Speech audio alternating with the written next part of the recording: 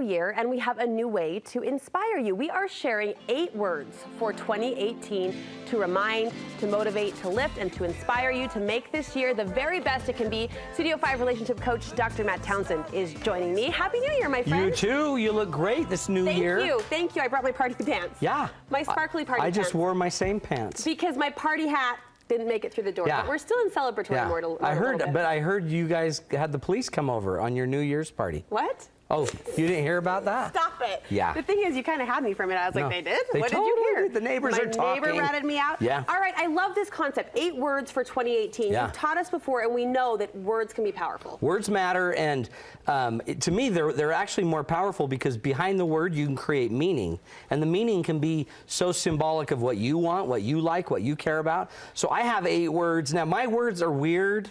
I don't know why, but they're just weird. So you may have different words, but everybody should go out there and find the words that they're going to use and focus on to create a brand new, awesome year. You know what, though? I appreciate your weird list, and I'll tell you why. You have a great perspective on what's happening not only in our homes and our relationships, but what's happening in our society, in our world, and I think a lot of people will take inspiration from these words. Good. Word number 1, ownership. That'd be the very tip top of your list. Seems like a lot of us feel like we're just renting our bodies, our lives, our world, and instead, I want us all to take some more ownership. I want to own my own life more. Like, isn't it funny that I'll blame everyone else for my health, for my whatever, for my business, for my life, but in my business, I own it. And if I own it, then I have to pay for it, and it's my problem when it all goes bad. It's my benefit when it all goes good. What if we could do that in our lives this year and actually take ownership of how we're going to impact lives, ownership of our role as a father and a mother, and own it. And when we're blowing it, let's change it, let's fix it, let's get the help we need. There was a lot of divisiveness in 2017, shall we say? Year. Yeah. I think a lot of people, especially from a community perspective, are feeling the need and the pull to come together. The next word kind of taps into that, that desire, bridge. Bridge. I want to be a bridge kind of builder, a bridge. I want to be a bridge between ideas, between thoughts. And remember, we can make any 2 thoughts that seem to contradict go together by just allowing them to have a bridge, an and, that makes the 2 words go together. I love my kids and they're difficult at times, and that bridge helps me.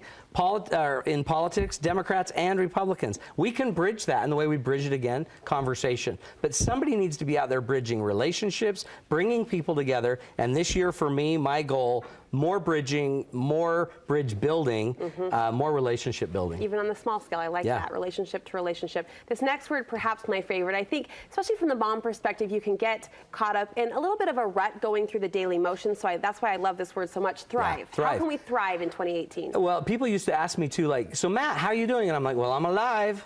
I'm alive. Hanging in there. But I'm not thriving. So this year, I don't want to just be alive. I want to thrive. Like, I want my life to be vibrant and exciting. I want to try new things. I'm going to reach out and do something different. I'm going to not just live anymore or be lived. I'm going to actually be alive. So part of this year, it's all about pushing myself to a new level until I feel a different vibration in my body. How will we know when we're thriving? Probably you'll have an uber amount of motivation. You'll be driven at a level, and by the way, you don't need to like just have this neat, ethereal dream out there to find a way to thrive. Sometimes you just need a challenge, and a little challenge, and then you 2 get together, or you and your partner get together, or friends get together on a challenge, and you can start to feel a sense of thriving just by having something that's pushing you or hard for you. So thrive. Acceptance. How can we be more accepting? How can acceptance help us change our everyday and change our relationships? What if you could just accept your life as it is and just appreciate it? What if you could accept your body? What if you could just accept the way your partner is?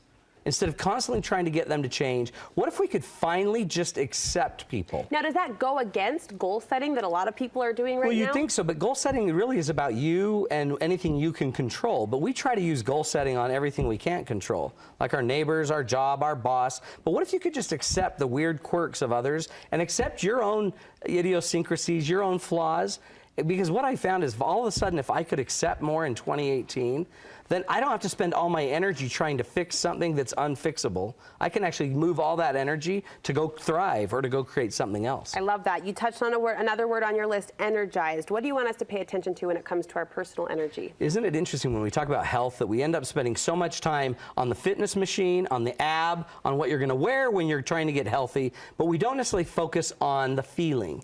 I want the feeling of energy. I want the feeling of health back in my life. I want to feel good, and I want to have the energy to do more good. So instead of just focusing on physical activity or focusing on my diet or focusing on all these tangibles, I'm going to focus on my goal, which is energy.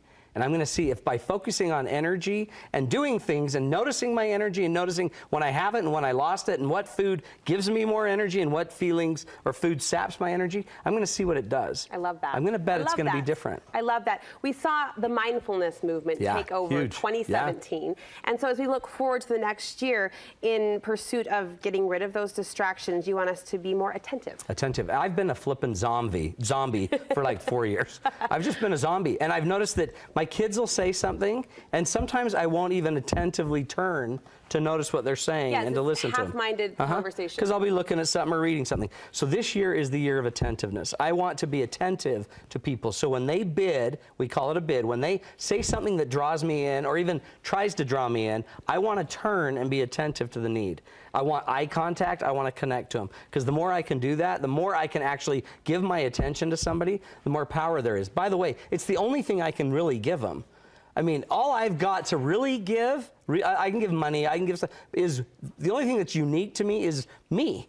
Yeah. And if I can turn my attention to another, holy cow, what could we create just by having a moment? Even a laugh. My wife will be looking at me all the time, like in a movie. Like, are you liking this movie? And I don't even pay attention to it.